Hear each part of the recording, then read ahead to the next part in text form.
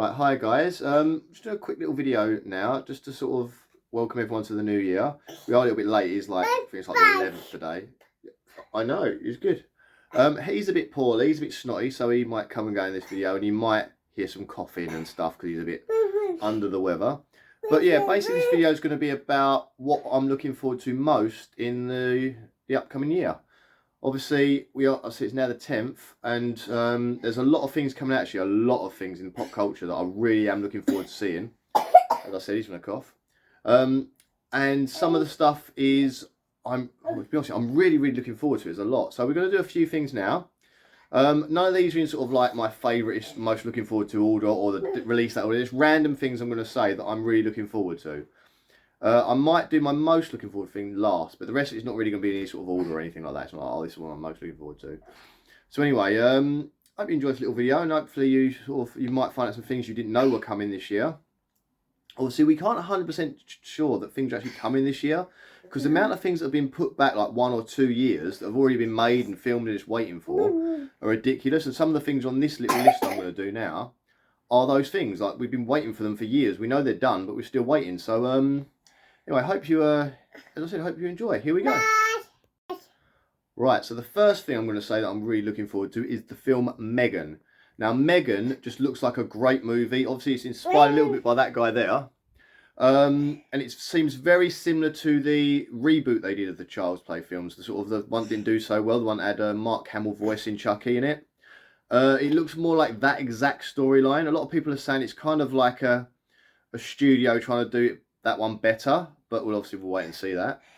But yeah, it's a great little film. It's basically about a girl who loses her parents, and her aunt works for some sort of like computer company, and they make a doll that sort of can interact with her, become like her best friend.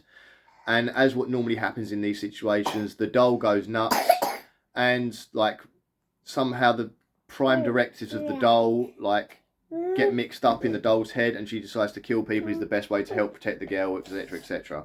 Now, it's a film we've all seen before, but this one looks like it's been executed really well. The doll looks fantastic, the Megan doll, the movement of the doll looks fantastic, a little bit creepy, a little bit weird. I think it's going to be one of these films that's going to be, like, I mean, I've already heard reviews, because it's already come out in America, a lot of people have already seen it, and the reviews I've seen so far, everyone's saying it's great. So I'm looking forward to that myself.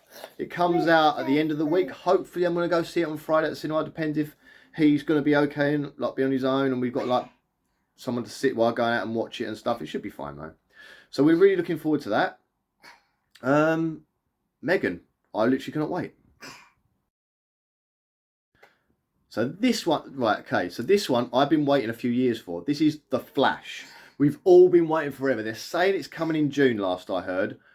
But we don't know. Let's be honest. We have no idea when this movie's coming out. We know it's been done. There's been issues with people taking over. Obviously, James Gunn's now taken over, and he's changed a hell of a lot in the sort of like DC universe. He's like sacked Superman, and he's restarting from the beginning. But we've still got like other films coming out. So it is a bit shocking. Other films that are going to be on this list, actually, that are coming out. So I don't know what's going on with it. I mean, all we know is that Michael Keaton's in it. We know that there's a couple of versions of The Flash. We don't know. Obviously, there's that trouble with Ezra Miller, I think his name is, the guy that plays The Flash, and all the trouble that he got in like in the real world. So obviously there were issues with that. There was rumours of him being removed from the movie, even though it's his movie. So that would have been really weird. And how they would do that, well, I suppose digitally, but yeah, that would have been a strange one. There's been a lot of speculation. We don't know what's happening with The Flash. I'm hoping it comes out. I kind of want to see this now just to see it, because it's been a car crash of like trying to get it to us. So I know, but like it's obviously it deals with the famous sort of Flashpoint storyline by the looks of it, where Barry goes back in time, changes things, he's going through like the DC like multiverse sort of thing, and meeting other versions of himself and other versions of Batman. Apparently Affleck's in it as Batman as well. And I do like Affleck's Batman. I think Affleck is the best visual representation of Batman there's been so far. And his character was really good. Like, a lot of people diss Batman vs Superman, but that opening scene of Batman vs Superman, where Bruce Wayne's rushing to sort of like Gotham to try and get to the Wayne Towers in Gotham to save people, that's fantastic. That is pure Batman. And that warehouse fight scene, oh. But anyway, so that's another film I'm looking forward to. Okay, so the next one, we're going to stick with DC now, because the next one is Shazam. Because Shazam is a film that I didn't expect to be as good as it was. I didn't expect to enjoy it as much as I did. And all my children sort of loved it. They laughed at it. Like the whole lightning from my hands thing was going around my house for months after watching that. I think the second one's probably not going to be as good, but it looks entertaining. It's going to be definitely entertaining. There's going to be a lot of funny jokes in it. I think it's going to be a good one. I think it's going to be a good one. But fingers crossed, they don't like go down the route where it's just like the same jokes from the first film is repeated. I don't really want to see that. I want to see something fresh. The guy that obviously plays Billy Batson is quite funny because obviously all the kids have aged a bit. And in the comic, Billy was always like this young kid that turns into like the superhero adult. But now, like the kid, he's kind of looking like an adult himself now. So it's going to be strange. I don't know how they're going to do a third one. But we'll have to wait and see. We never know. But Shazam, hopefully, fingers crossed, will be as funny as the next one. And our next one on the list is another DC one. Okay, so the next one is with DC again, believe it or not. Blue Beetle. Now, I don't know much about the Blue Beetle character. I've done no research on it, but I do remember reading the Death of Superman. Superman, where he gets killed by Doomsday. And I know Blue Beetle is a character in the Justice League in that. He flies this weird, like, beetle jet. But I think they've, like... I think the one they did in the film is like a more modern version where he's very different. He's got like a nanobot suit or something. I'm not sure. But yeah, because the guy that's in it is obviously the guy from Cobra Kai. And I love Cobra Kai. It's Miguel from... What are you doing? Put that away. Put it away. I'm going to put you up there. I love Cobra Kai. And the guy that plays Miguel is fantastic in Cobra Kai. He's good with the emotions. You actually care about this character. You care about all the characters in Cobra Kai. Cobra Kai is a fantastic show to actually care about. I'm trying to think sort of like how it's going to go. I know that like they've sort of like ethnicity wise, he's the perfect choice because I know the Blue Beetle character is like that ethnicity, so it's perfect. And I don't think he's going to do a fit. He's obviously a very physically fit guy. Oh, sorry. He knows what he's doing. He's not he's not going to be like special effects. He can do his like moves. He's very good at the old karate stuff. So hopefully we're going to get a good lot of action fight scenes with this guy as well. So yeah, I'm looking forward to that one. And it's good that I don't know. I'm personally not really. I don't want to know much. I want to have a fresh movie. Sometimes, like when it's comic book films or I've read the comic and I'm very familiar with the characters. When you get a comic book movie and they change things, it kind of winds me up a little bit sometimes. I think that's not as good as the comic. This way, I think with this one, I'm going in fresh. I'm not going to know anything, so I'm hoping it's going to be a real good sort of opening thing. It won't affect my judgment on it not being like the comics, etc. Next one. Okay, so we're still in the comic book world now. We might as well be comic book chunk while we're here. Spider-Man Across the Spider-Verse is the next one. Now, that first film blew my mind. I didn't expect to like it as much as I did. I'm not really big into the animations like anymore. I used to be when I was younger, but now I'm sort of like off the animation stuff. I'm not into sort of the manga or anything like that. But that, apart from like giving me a headache because the colours were so vibrant, the story was fantastic. It was funny. It was entertaining. My kids loved it. I love it. It's one of those proper family films where everyone sits down and everyone gets enjoyment out of it.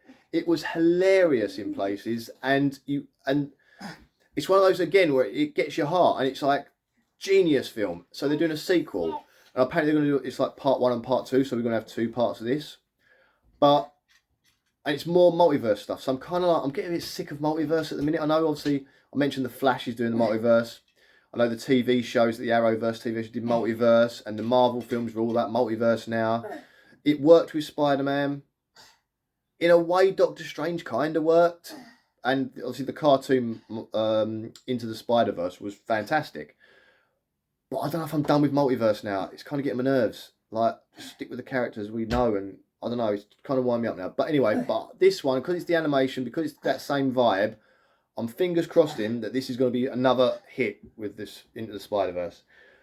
This is the only Marvel film I'm going to mention in this list because Marvel lately hasn't been doing wonders.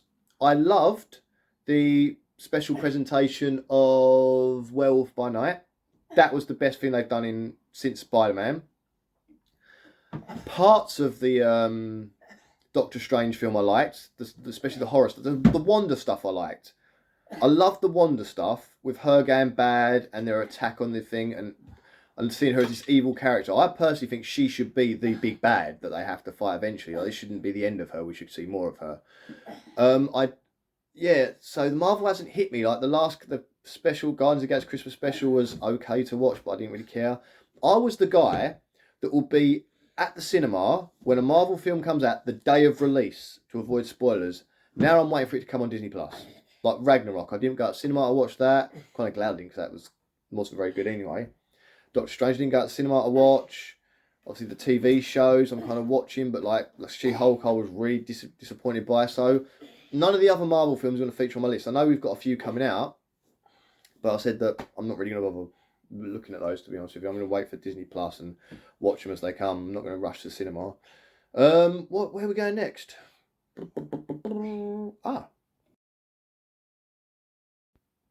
So this one has come from nowhere and might just shock you a little bit. It's a film called Cocaine Bear. Yeah, I said that right. It's Cocaine Bear. It's a film about a bear in the woods that somehow snorts loads of cocaine, becomes addicted, and goes on a killing rampage through the woods, killing everyone to try and get more cocaine. That is true. And apparently, according to the trailer, it's based on a true story. And part of me wants to research this. But then again, I kind of like want to see the film and then look into it afterwards, because this film's going to be one of those snakes on a plane type films that's so cheesy, ridiculous, you could argue bad, but actually turns out good. There's a few films like that have done this. Like, one of my favourite films of all time is Roadhouse. That's another one. It's cheesy, it's bad, it's crazy, but it's so good. Dude, Where's My Car was one that, like, I was like, looks silly and stupid, but then when you watch it, it's actually so bad it's good. And I think Cocaine Bear's going to follow that again with the snakes on a plane style thing, where it's such a silly idea, it's so ridiculous, but you get such a kick out of watching it. So Cocaine Bear, if you haven't watched the trailer, go and watch the trailer after you've watched this video. Because I don't watch all the trailers from this, but that one I'll sit there. I saw the title come out. I've got to click on this link. Clicked on the link to the trailer and was just like, oh my god, I need to watch this film because it's just insane. So Cocaine Bear is the next one. Now, of course, the next Scream film's coming out, and I am a bit of a horror fan. I'm a massive Scream fan. I remember going to the cinema, I watched the first one and being blown away, and ever since then, every time they've done a Scream film, I feel it's one of the strongest horror franchises that's been done, where there's not really a bad film. The third one's not as good, but the rest, every film I've enjoyed immensely. The first one will always have that place as like the best, but to be honest with you, number 4 was fantastic. Number 5 was fantastic, where they had the new characters and they sort of started a new generation. And now we've got number 6, which is set in New York. Now, obviously, lots of horror franchises end up in New York. Jason being the most famous one to go to, like Jason Takes Manhattan. We've had the Leprechaun go to New York. Eventually, the Gremlins in Gremlins 2 went to New York. Clamp Towers and stuff. So, I think that which doesn't exist, it's just made up, but you know. I think that this is going to be great, because the trailer was good. They did a very good trailer where they don't show you much. You just sort of on a train, like characters on a train and stuff. We know, the girl from Heroes is back. Can't remember her name in the Scream now. Blonde hair, quite pretty. She was in Nashville as well. Yeah, she's back for this one, because we all thought she died in number 4, but it turns out she didn't. So I'm quite glad. That's a nice little thing. I like that. So then we've got the theory on, like, a lot of people are speculating that Stu's coming back as the killer, because we don't 100% ever been told that he's dead. We know that he got a TV smashed on his head, but we've never actually seen the words he's dead. We know Billy's dead. They keep mentioning Billy being dead. They don't really mention Stu being dead, but that's another one we're going to find out. There's loads, as with Scream films, there's loads of speculation, and it's one of those where you spend the whole film thinking it's him, and you're always wrong. So we'll wait and see what happens next. Obviously, it's going to be big. This Scream is going to be more watched than any other, I think, because of Jenna Ortega from the Wednesday film, the Wednesday Netflix TV show, and how that has skyrocketed in popularity. I mean, it's the biggest show in my house at the minute. My kids are all loving it. I think it's, as I said, it's skyrocketed. It's everywhere, and everyone's that girl and that show is big. So obviously, if people have loved that show and they find out she's in Scream, they're going to be flocking to watch Scream. I think this will probably be the highest grossing Scream movie, possibly because of that, but that's just my theory. And I cannot wait to see more Ghostface. So let's go for that. Can't wait. Creed 3, yes. So I grew up on the Rocky movies, as a lot of us did, and Rocky's kind of like, sort of like one of these like home characters, ones that you sort of, everyone knows who Rocky is, everyone knows him running up the stairs and stuff. And like from my sort of age and generation, like for me, being 42, my sort of Rocky thing is sort of Ivan Drago, Mr. T for the original ones. Obviously, I love the original, I've watched it 1,000 times. But it's like the Drago one especially was the one sort of like that was out when I was sort of conscious of movies and stuff. So I'm like, I've been blown away by Rocky films, and I love the transition they've done to Creed. I love the way they did it. The films are fantastic. I think they couldn't have done that better. The idea of passing the torch on to someone else, like they've done with Creed, with the story of it, the sort of build up being Apollo's son and stuff. And the films we've seen so far have been great. Like the first one, obviously, is him trying to become like a champion and trying to get out from his father's shadow and sort of make it on his own. But I think they used the name Creed to get there. I like that because it's probably what happens. Like I know I'm a big wrestling fan, and it happens with wrestlers. Wrestlers will come out and try and be that are like children of famous wrestlers, and they'll try different names and try and be something different. And a lot of the time, they sort of revert back to having their parents' last name. Like The Rock is a famous one. He could come out as Rocky Maivia. He used his two famous like parent and grandparent names and put them together to make his name and become Rocky Maivia when he first started. Then he became The Rock. He could become his own thing. So we've sort of seen that with Creed, where obviously he wanted to have his mum sort of maiden name at first, and then they were like, the promoters like, no, you need to be Creed, and then you'll go, and that's what works. So I like that. Obviously, we had the first one where he sort of gets good and stuff. The second one, we saw him as the champion, and then he has to fight the son of the person that killed his father in Ivan Drago's son, which I thought was a fantastic idea, and I think they execute that really well. I love that that film, and I love the fact you saw it from both sides. Like you remember, I saw the Drago side with the politics and all that.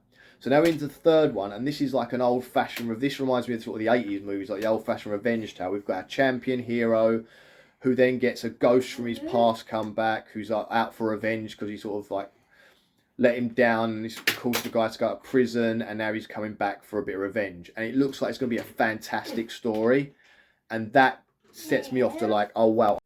Sorry about that, I have to stop the video. I love a good, fantastic revenge story, but this is a revenge story the other way around. So normally a revenge story is like our hero's the one going for the revenge. This time the revenge has been done on our hero, so I think it's going to be a real good film. I can't wait to see this play out. As I said, I do love these Creed movies. Ghostbusters. Right, Ghostbusters is coming out. We've got another Ghostbusters film. Obviously, it's the new set of Ghostbusters. So I'm not sure if... Oh, you want to go up now, dear? Hey, Ghostbusters! So I don't know if... Yeah, Ghostbusters. I don't know if this one's going to be as good as... That last one was a shockingly good film. Again, it's one of those, it could have been really bad. The original Ghostbusters only showed up at the end.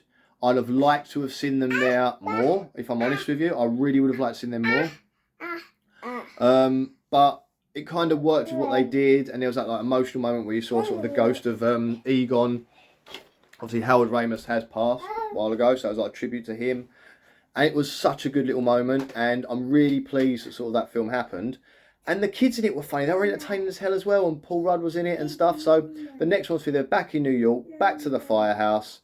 And it'll be interesting to see where they go from there. It really will be. So I'm hoping, fingers crossed, that's going to be a good one. But that's right at the other end of the year. That's like December time that's coming out. So we'd have to get tickets booked now, yeah, anyway. And hopefully we'll see more of that. I've not seen, there's been no trailers or anything for it. It's just an announcement that's when it's coming. So fingers crossed it's going to be a good one. Right, now for a few random things before I tell you my most sort of like wanted thing I'm going to watch this year. So obviously we're going to have a few new TV shows. Things like Walking Dead are coming out. We've got on Wednesday 2 they've announced that's be another good one to watch coming out. I'm trying to think. I don't think there's many TV shows I'm interested in except for what I'm going to talk about in a bit. Other films, things like Fast X I'm going to see. I'm trying to think what else is coming out now. The Mario Brothers movie, because that could be quite fun. It'd be a weird one, but it could be quite fun. Family, I might see that in 4DX. Because I did Sonic in 4DX and that was insane. So I might do Mario in 4DX as well. Yeah, so there's a lot of little things coming out that I'm kind of interested in. They're not like desperate for. But yeah, I think there's a few obviously franchise films coming out. There's the Marvel films. I said I'm not desperate to watch them, so I'm going to wait for Disney Plus and that one. I'm not like overly excited. I'm with the Marvels, which is a sequel to Captain Marvel and that Miss Marvel show. You've got there's an Aquaman coming out. I'm going to probably wait for the like streaming service of that. What else have we got? We've got Aquaman.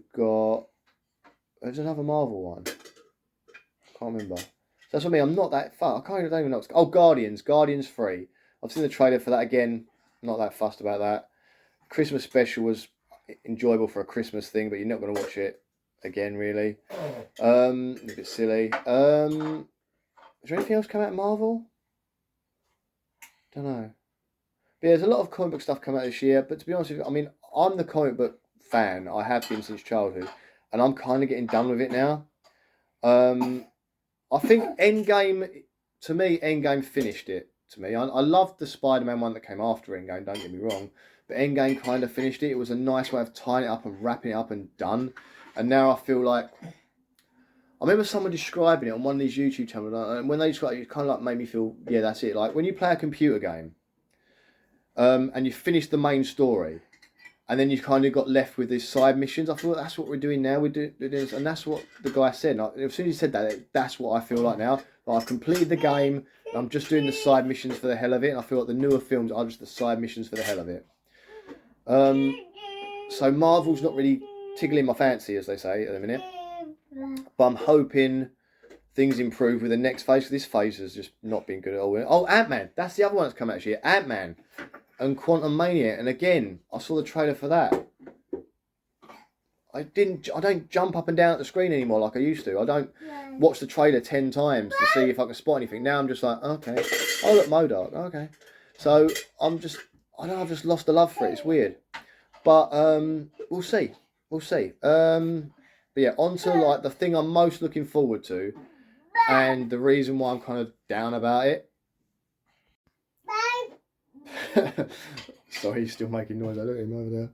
Trashing the place. Right, so the thing I'm most looking forward to this year, the show that I've been looking forward to since I heard about it, the show that I've been looking forward to since I played the game and was blown away and addicted to this game, is The Last of Us.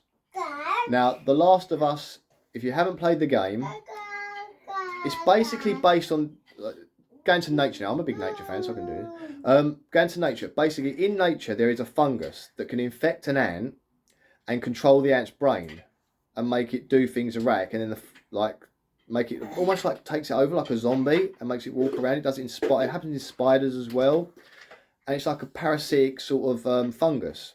Now in The Last of Us, they've used this idea, put it in humans, and then we get like an Evil Dead situation where these fungus humans like take over everything. They're sort of like zombie style. They're killing people left, right, and centre, trying to pass the spores on.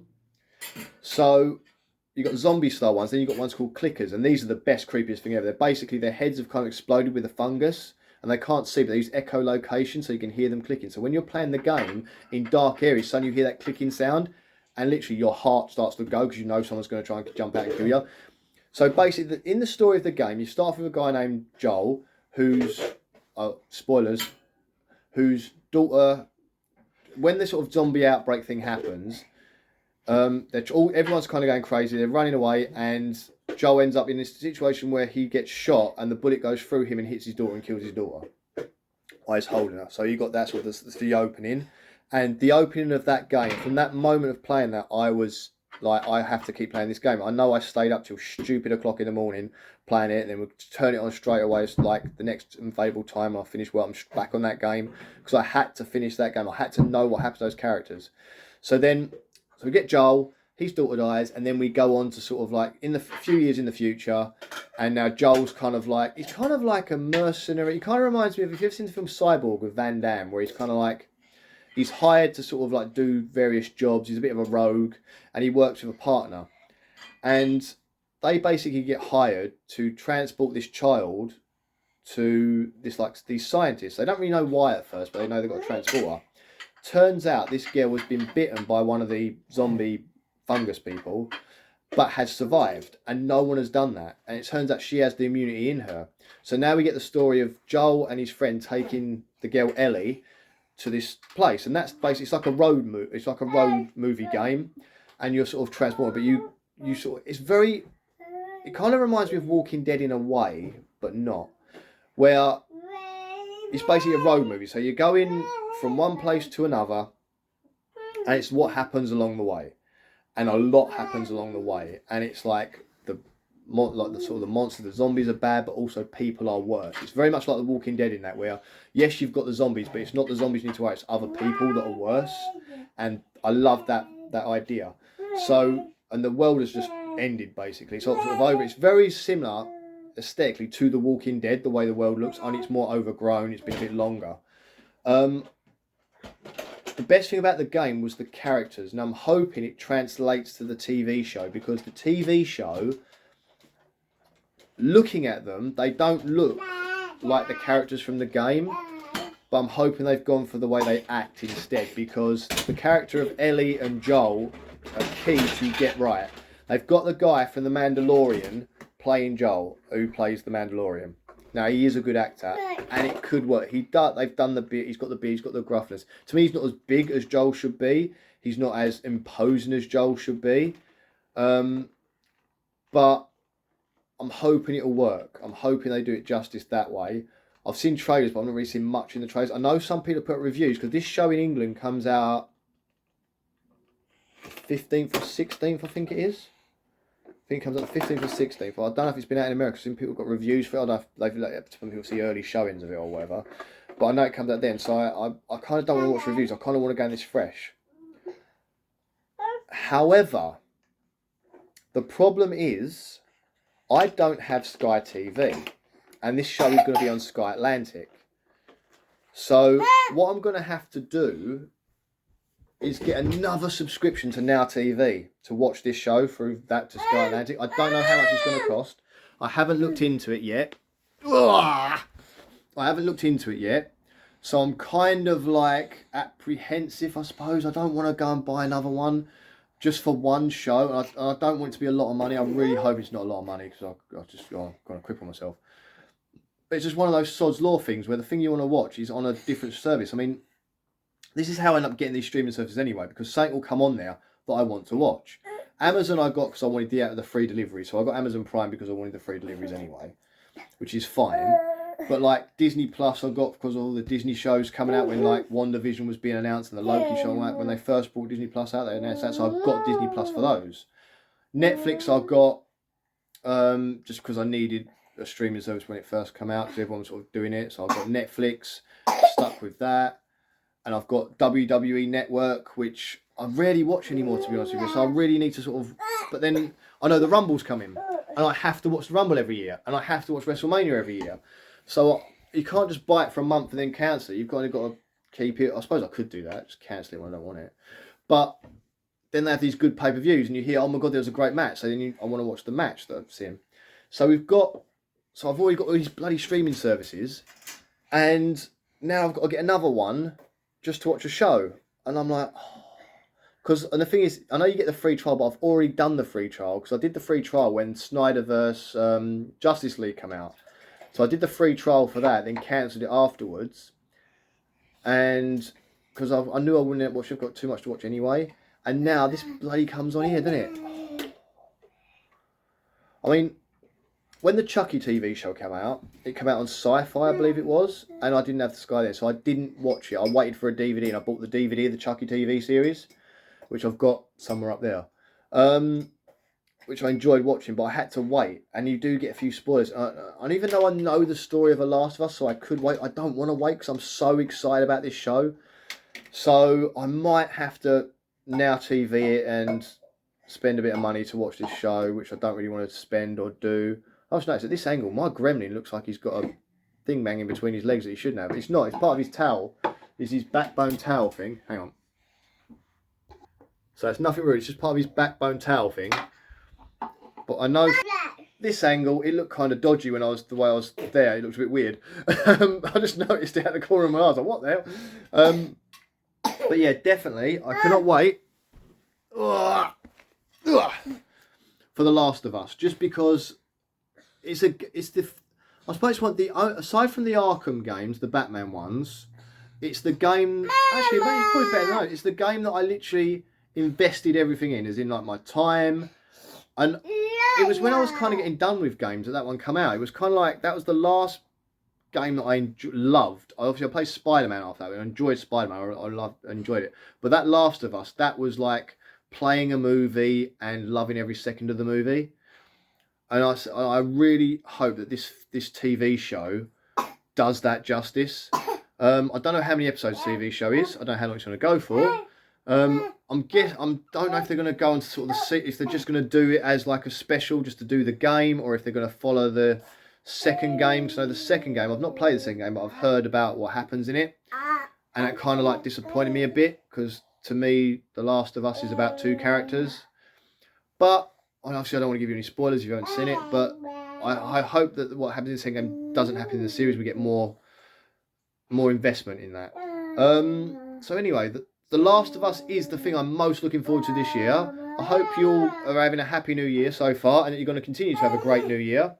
Obviously, this list was all about pop culture stuff, and you're a pain in the bum. It was all about pop culture. Look at your stone nose as well. It was all about pop culture stuff, and obviously there's other things I'm looking forward to this year, family stuff and that, but you don't need to know all that. Hey, where you going? Oh. So yeah, it's going to be a great year, hopefully. It's definitely for pop culture. There's a lot of good stuff coming out. Hopefully you're going to see a turnaround with the Marvel stuff, and it's going to start getting good again. And hopefully the shows and films and stuff that I've mentioned so far are going to tip the scale. Are you looking forward to that? We get to find out who the next James Bond's going to be this year, and we get to find out who our new Superman's going to be, because they've obviously sacked off the last one. And I didn't think it was that bad in the first place. But we might get a new Superman as well. You looking forward to that? Yes. What are you most looking forward to this year? What are you looking forward to? Yes. Yes. Are you looking forward to... Do you like Spider-Man? Yes. Yeah, you like Spider-Man. Alright, and well, we'll see you later, guys. We're going to say goodbye now. Bye. Bye. Right, and I hope you enjoy your new year. The rest of your year. And I hope it's a good one for you. Look, we are going to have more videos on... Oh, God, I'm dropping the phone. We are going to have more videos on the way. Bye. And he's going to say goodbye. So anyway, see you later, guys. Have a good couple of years. Bye. Bye. 2023. Bye.